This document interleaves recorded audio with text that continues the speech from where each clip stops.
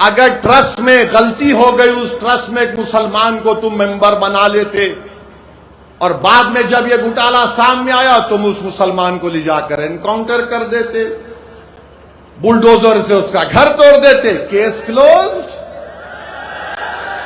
चंपक तो मजे में है, चंपक अभी, और हमको बोलते ये पाकिस्तानी है, ये जिहादी है, ये बांग्लादेशी है। तो ये राम माधव जाकर पाकिस्तान से ट्रैक टू डिप्लोमेसी कैसा कर रहे हैं आरएसएस के? वो पाकिस्तान जिसने पहलगाम में भारत के 26 लोगों को गोली मार दी थी। उत्तर प्रदेश के बाबा, हम उनसे पूछना चाहते हैं, 2024 में पुलिस कांस्टेबल का इम्तिहान हुआ, पेपर लीक कैसे हो गया बाबा? पेपर लीक हो गया, और पेपर लीक कहां से हुआ? गुजरात के प्रिंटिंग प्रेस से हुआ। 10 साल में 48 मरतबा री एग्जामिनेशन हुआ भारत में, 10 साल में 48 मरतबा, और 89 मरतबा पेपर लीक हुआ है। 56 इंच का सीना देश के प्रधानमंत्री का, मगर उसमें से भी पेपर लीक हो जा रहा है।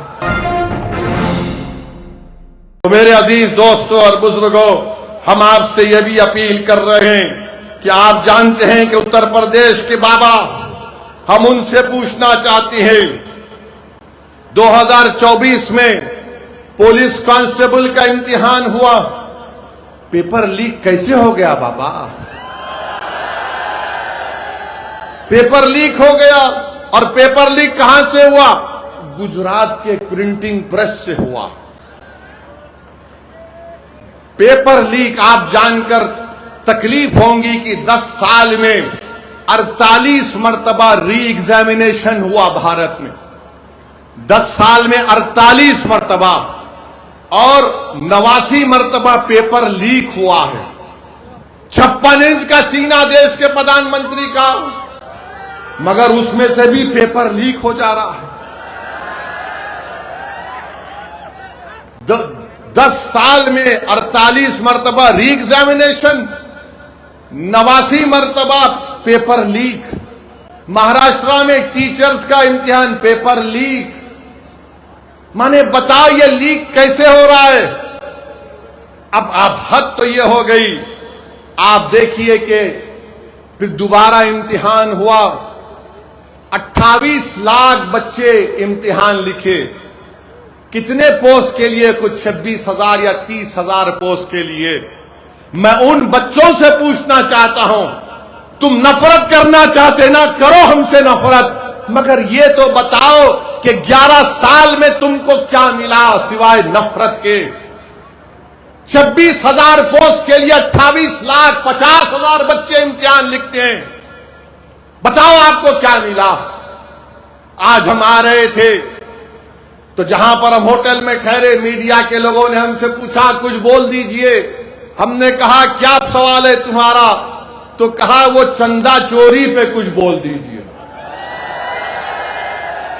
चंदा चोरी पे कुछ बोल दीजिए। मुझे याद है कि सुप्रीम कोर्ट ने अपने जजमेंट में कहा था कि 6 दिसंबर 1992 को जो हुआ वो एग्रेगियस एक्ट है, ये सुप्रीम कोर्ट ने कहा था। अब मुझसे पूछा गया कि बताओ आप इस पर आप क्या कहेंगे? तो मैंने इतना ही कहा, अगर ट्रस्ट में गलती हो गई, उस ट्रस्ट में एक मुसलमान को तुम मेंबर बना लेते और बाद में जब ये घोटाला सामने आया तुम उस मुसलमान को ले जाकर एनकाउंटर कर देते, बुलडोजर से उसका घर तोड़ देते, केस क्लोज्ड। चंपक तो मजे में है, चंपक अभी, पूरे चंपक मजे में है। आप बताइए क्या हो रहा है? ये क्या हो रहा है बताइए आप? किसका घर नहीं तोड़ा जा रहा है? जिनको गिरफ्तार किया गया उनको पुलिस कस्टडी भी नहीं ली जाती। अब शायद आज के बाद, मेरे बोलने के बाद शायद कल पुलिस कस्टडी ले लेंगे। बताओ आज क्या हो रहा है उत्तर प्रदेश में? मेरे अजीज दोस्तों और बुजुर्गों, हम आपसे अपील कर रहे हैं कि अपने इत्तेहाद को मजबूत करिए और ये बीजेपी आरएसएस वालों से हम पूछना चाह रहे हैं, ये चंपक आपका लाडला है या नहीं है, बताओ हमको। और हमको बोलते ये पाकिस्तानी है, ये जिहादी है, ये बांग्लादेशी है। तो ये राम माधव जाकर पाकिस्तान से ट्रैक टू डिप्लोमेसी कैसा कर रहे हैं आरएसएस के?